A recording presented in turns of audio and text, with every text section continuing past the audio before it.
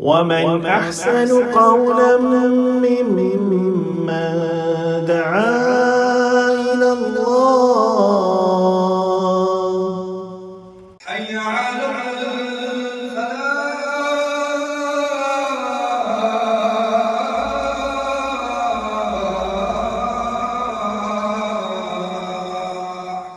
أعوذ بالله من الشيطان الرجيم.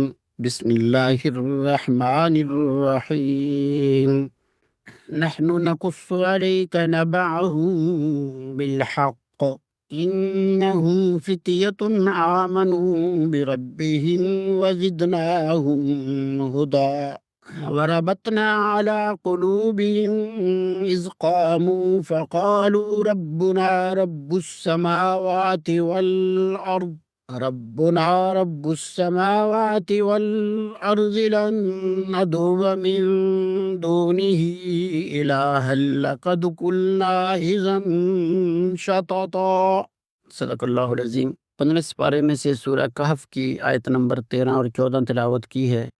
کی ترجمانی اس طرح سے ہے: ہم ان کا صحیح واقعہ آپ کو بیان فرما رہے ہیں. یہ چند نوجوان اپنے رب پر ایمان لائے تھے اور ہم نے ان کی ہدایت میں ترقی دی تھی. ہم نے ان کے دل مضبوط کر دیے تھے جبکہ یہ اٹھ کر کھڑے ہوئے اور انہوں نے کہا کہ ہمارا پروردگار تو وہی ہے جو آسمان اور زمین کا پروردگار ہے. ناممکن ہے کہ ہم اس کے سوا کسی اور کی عبادت کریں یا کسی اور کو معبود مانیں.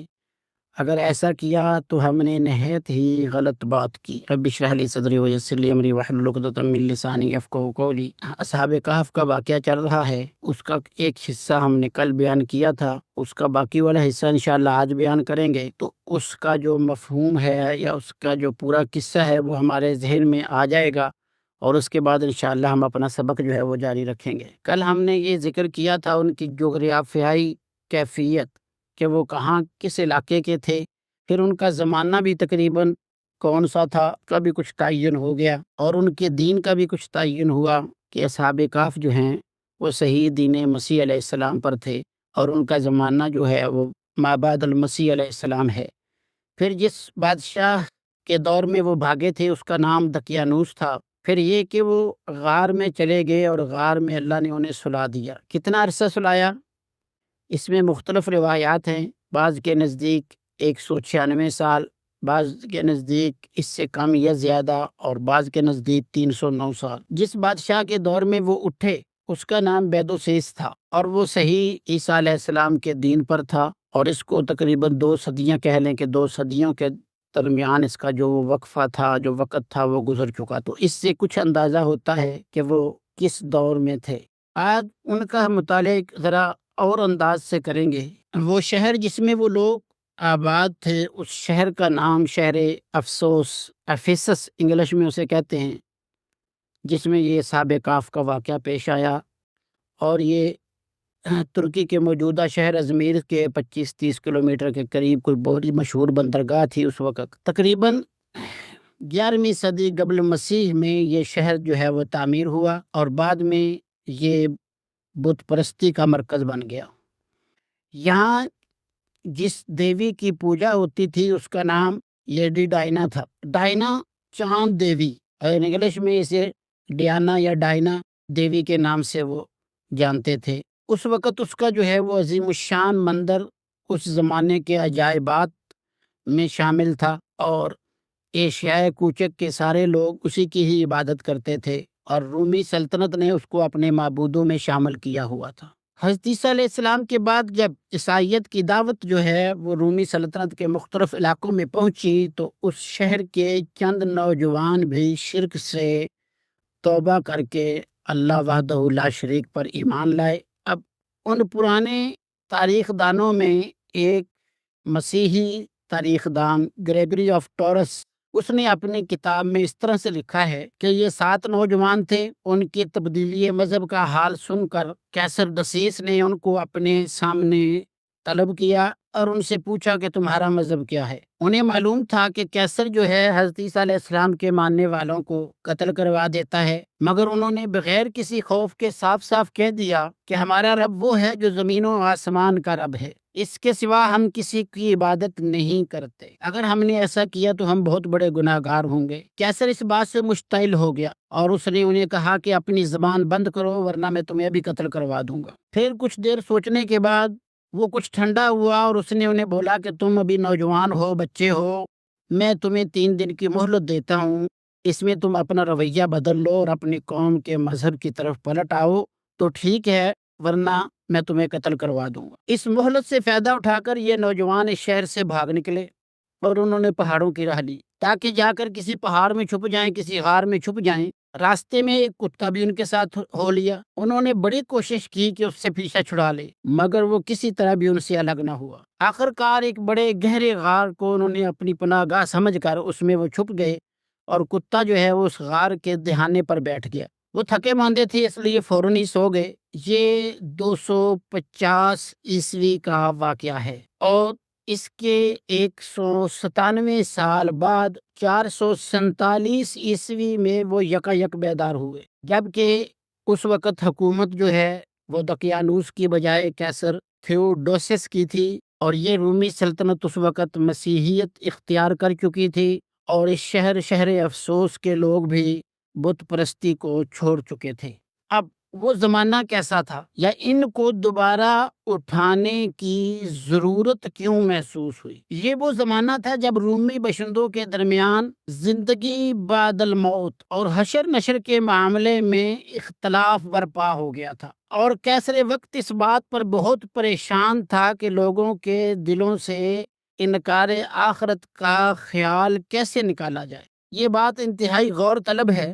انہیں اللہ نے اس وقت کیوں زندہ کیا؟ یہ کوئی کھیل یا تماشا یا اس طور پر نہیں تھا، بلکہ یہ اس وقت کی ایک ضرورت تھی جسے معجزے کے طور پر اللہ رب العزت نے پورا کیا، اور اس سے جو ہے ان لوگوں کے ایمان جو ہیں وہ مضبوط ہوئے۔ کیسر نے ایک دن اللہ سے دعا کی کہ یا اللہ ایسی کوئی نشانی دکھا دے کہ جس سے لوگوں کا ایمان آخرت پر اور مضبوط ہو جائے، اور آخرت میں دوبارہ اٹھائے جانے پر ان کا ایمان مستحکم ہو جائے۔ عین اسی وقت میں اللہ رب العزت نے ان نوجوانوں کو دوبارہ زندہ کر دیا۔ اب اگلی بات وَأَيُّ الْحِزْبَيْنِ أَحْصَىٰ لِمَا لَبِثُوا آمدہ کے حوالے سے، کہ جب یہ لوگ اٹھے تو انہوں نے آپس میں ایک دوسرے سے پوچھا کہ بھائی کتنی دیر سوئے رہے؟ کسی نے کہا کہ لگتا ہے کہ دن کا کوئی حصہ سوئے رہے، مثلاً جب ہم سوئے تھے، مثلاً اس وقت سورج جو ہے ابھی دوپہر نہیں ہوئی تھی تو اب تو شام ہونے والی ہے، یا جب ہم سوئے تھے شام ہونے والی تھی تو اب تو دوپہر ہو گئی ہے، لگتا ہے دن کا کچھ حصہ سوئے ہیں۔ یا کسی نے کہا کہ نہیں، لگتا ہے کافی دیر سوئے رہے ہیں، کچھ پتہ ہی نہیں چلا، پتہ نہیں ایک دن گزر گیا ہو، پتہ نہیں زیادہ دن گزر گئے ہوں۔ یہ کہہ کر سارے کے سارے پھر خاموش ہو گئے کہ اللہ ہی بہتر جانتا ہے کہ ہم کتنی دیر سوئے رہے۔ اس کے بعد انہوں نے اپنے ایک ساتھی کو، جس کے مختلف نام مختلف مفسرین نے ذکر کیے ہیں، اس کا نام جین، اس کو چاندی کے چند سکے جو ان کے پاس اس وقت موجود تھے وہ دے کر کھانا لانے کے لیے شہر بھیجا، اور اسے یہ کہا کہ ذرا احتیاط سے کام لینا کہ کہیں لوگ تمہیں پہچان نہ لیں۔ اسی بات کو ذہن میں رکھتے ہوئے کہ ہم سوئے تھے تو دقیانوس کی حکومت تھی اور وہ ہمارے خلاف تھا اور وہ ہمیں قتل کرنے کے درپے تھا، تو ہو سکتا ہے ہم 2 دن 3 دن سوئے رہے ہوں اور یہ نہ ہو کہ وہ غصے میں ہو اور پھر وہ ہمیں قتل کروا دے۔ یہ اسی ڈر کی وجہ سے کہ اگر لوگوں کو ہمارا پتہ چل گیا تو ہمیں پکڑ کر بادشاہ کے سامنے لے جائیں گے۔ لیکن گین جب شہر پہنچا تو یہ دیکھ کر حیران رہ گیا کہ دنیا ساری بدلی سی ہے، سب لوگ عیسائیت قبول کر چکے ہیں اور ڈینا کو پوجنے والا کوئی باقی نہیں رہا۔ ایک دکان پر پہنچ کر اس نے کچھ روٹیاں خریدیں اور دکاندار کو چاندی کا ایک سکہ دیا جس پر کیسر ڈیسس کی تصویر تھی۔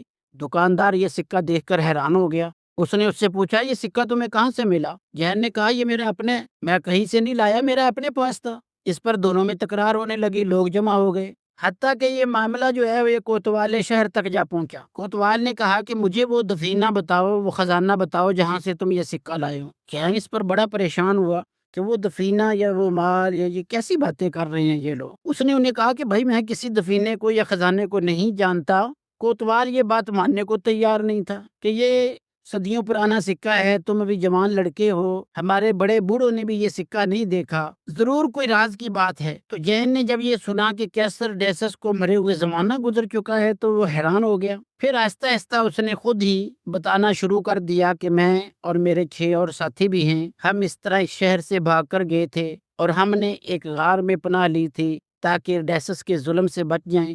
جین کی یہ بات سن کر وہ لوگ اور کوتوالے شہر سارے کے سارے حیران ہو گئے، اور وہ اسے لے کر بادشاہ کے پاس گیا، اور بادشاہ جو ہے جب اسے یہ واقعہ سنایا تو اس وقت تک یہ واقعہ اس پورے علاقے میں بہت زیادہ مشہور ہو گیا۔ بادشاہ جو تھا بیدوسس، وہ خود اصحاب کہف کے غار تک گیا اور وہاں جا کے اس نے ان سے ملاقات کی۔ اس وقت وہاں لوگوں کا ایک مجمع اکٹھا ہو گیا جو ان کو دیکھ کر حیران تھے کہ یہ لوگ کس زمانے کے ہیں اور کیسے یہ اب ہمارے درمیان موجود ہیں۔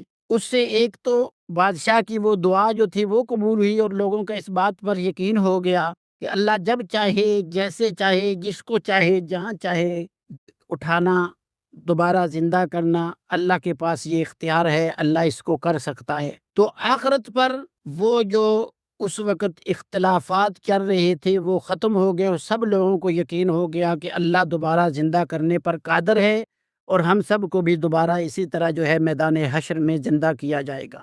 غار والوں کی یہ داستان جو عیسائیت کی روایتوں میں ہے، قرآن کے اس بیان کردہ قصے سے تقریباً مطابقت رکھتی ہے۔ ایسا ہی لگتا ہے کہ یہ ایک ہی قصہ یا ایک ہی ماخذ ہے، اس کا کوئی علیحدہ علیحدہ اس کے ماخذ نہیں ہے۔ اب رہی یہ بات کہ یہ لوگ کب تک زندہ رہے، تو روایت میں یوں ہے کہ جب وہ بادشاہ ان سے مل کر واپس گیا تو یہ لوگ آرام کی غرض سے پھر اپنے اسی غار میں چلے گئے، اور جب جا کے وہاں لیٹے تو اسی وقت اللہ تعالیٰ نے انہیں موت دے دی، اور اس کے بعد پھر انہیں مہلت نہیں دی یا زندگی کا لمحے نہیں دیے کہ وہ دوبارہ شہر میں آئیں، یا اور کوئی ان کی زندگی کے حوالے سے کوئی واقعات اس میں مذکور نہیں ہیں۔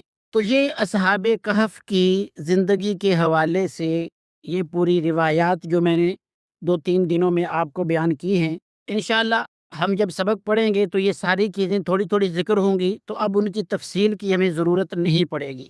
اگر یہ سارا واقعہ ذہن میں رکھا جائے گا تو سبق انشاءاللہ بڑا آسان ہو جائے گا۔ فرمایا نحنو ہم نقص علیک بیان کرتے ہیں آپ پر نبأہم ان کی خبریں بالحق صحیح ان کا قصہ اصحاب کہف کا۔ وہ جو یہودیوں نے سوال کیا تھا کہ اصحاب کہف کون ہیں، اگر آپ اللہ کے پیغمبر ہیں تو بتائیں کہ وہ چند نوجوان جو غاروں میں چھپ گئے تھے ان کا کیا حال ہوا۔ انہم فتیۃ، اللہ کہتے ہیں وہ کچھ نوجوان تھے۔ فتیہ جو ہے جمع قلت ہے جو 9 سے کم پر بولی جاتی ہے، 9 سے زیادہ نہیں تھے، یعنی 7 یا 9 یہی تعداد ان کے حوالے سے ہے۔ آمنوا بربہم، اپنے رب پر ایمان لائے، وزدناہم ہدا، اور اللہ کہتے ہیں ہم نے ان کو مزید ہدایت دی، ہدایت میں ہمیں ترقی دی۔ وربطنا علی قلوبہم، اور ہم نے ان کے دل اس پر مضبوط کر دیے۔ اذ قاموا، جب کہ وہ کھڑے ہوئے بادشاہ کے سامنے، جب بادشاہ نے پوچھا کہ تمہارا عقیدہ کیا ہے، تمہارا نظریہ کیا ہے، فقالوا، تو انہوں نے اپنا نظریہ اس انداز سے پیش کیا، ربنا رب السماوات والارض، ہمارا رب آسمان اور زمین کا رب ہے۔ یہ بالکل وہی انداز ہے جو حضرت ابراہیم علیہ السلام نے نمرود کے سامنے اختیار کیا۔ جب نمرود نے کہا کہ تم مجھے بادشاہ مانتے ہو، تو انہوں نے کہا نہیں، میرا رب وہ ہے جو سورج کو مشرق سے طلوع کرتا ہے، تو اگر رب ہے تو سورج کو مغرب سے طلوع کر کے دکھا دے، یعنی میں آسمان اور زمین کے رب پر یقین رکھتا ہوں، تمہیں رب نہیں مانتا۔ بالکل اسی انداز سے اصحاب کہف نے کہا کہ ربنا رب السماوات والارض، ہمارا رب وہ ہے جو آسمان اور زمین کا رب ہے، لن ندعو من دونہ الہا، ہم ہرگز اس کے سوا کسی دوسرے کو اپنا معبود نہیں سمجھتے۔ لقد قلنا اذا شططا، اگر ایسا ہم کہیں گے تو یقیناً ہم غلطی پر ہوں گے، ہم گناہگار ہوں گے۔ سبحانک اللہم و بحمدک، نشہد ان لا الہ الا انت، نستغفرک و نتوب الیک۔ حي على